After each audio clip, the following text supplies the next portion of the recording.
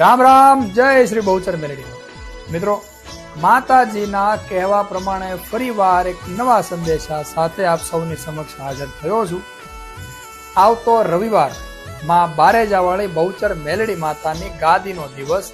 હવે માતાજીની ગાદી કન્ટિન્યુ ચાલુ છે, તો આ રવિવારે માતાજી એક સરસ મજાને બધા ભાવિકોનું ધ્યાનમાં લઈને કેવડાવ્યું છે કે ગાદી પર નાના બાળકો પણ આવે છે, વયોવૃદ્ધ વ્યક્તિઓ પણ આવે છે, યુવાનો પણ આવે છે, બહેનો દીકરીઓ પણ આવે છે, માતાઓ પણ આવે છે અને મોટી ઉંમરની માવડિયું અને દાદા પણ આવે છે।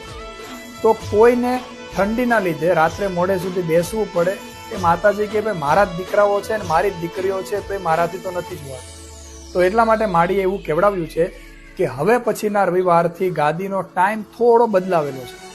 માતાજી હવે પછી 4 વાગે ગાદી પર આવી જશે, તો એની આપ સૌ નોંધ લેશો અને આ મેસેજ, આ વિડીયો, આ રીલ એ દરેક ભાવિકો સુધી પહોંચાડજો કે જે લોકો માતાજીના ધામમાં આવે છે યા તો નવા ભાવિકો આવવાના છે।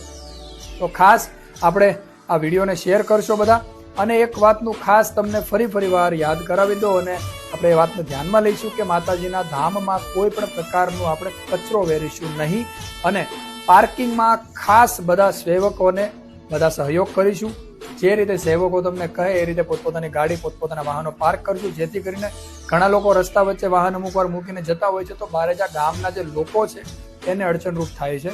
તો એ રીતે આપણે કોઈના ઘરની આજુબાજુમાં વાહનો પાર્ક નહીં કરીએ। જે રીતે સેવકો કહે એ રીતે પાર્ક કરશો તો તમને પણ મજા આવશે અને માતાજીના ધામમાં સૌ સાથે મળી અને માડીના ગુણગાન ગાઈએ, પ્રભુ શ્રી રામના ગુણગાન ગાઈએ।